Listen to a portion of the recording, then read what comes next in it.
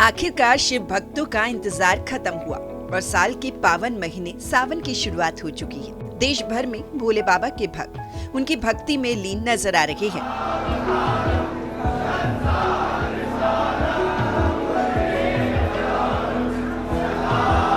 चलिए सबसे पहले आपको हम बताते हैं कि सावन महीने की क्या विशेषता है। श्रावण मास से जुड़ी पौराणिक कथा के अनुसार एक बार देवताओं और असुरों ने मिलकर अमृत प्राप्त करने के लिए समुद्र मंथन किया।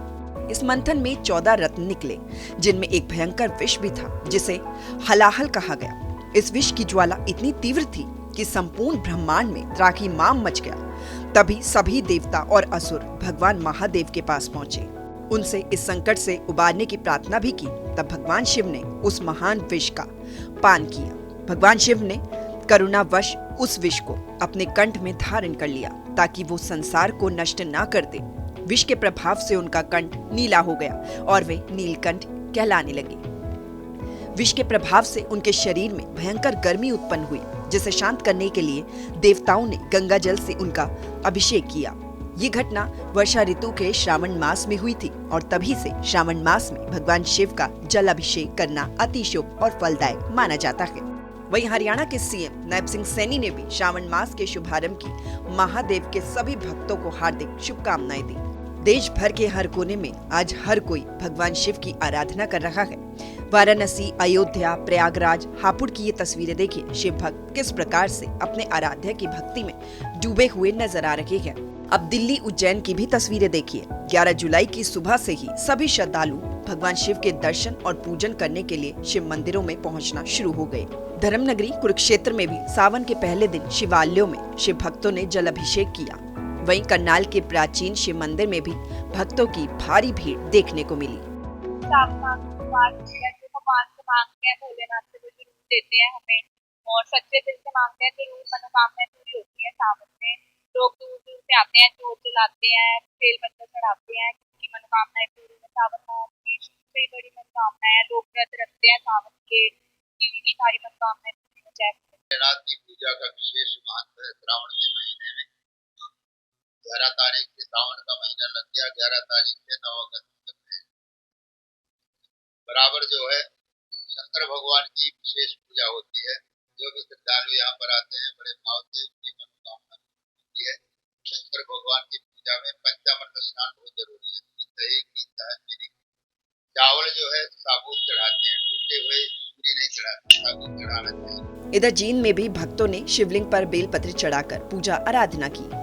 सावन में शिव की पूजा का महत्व बड़ा ही खास है।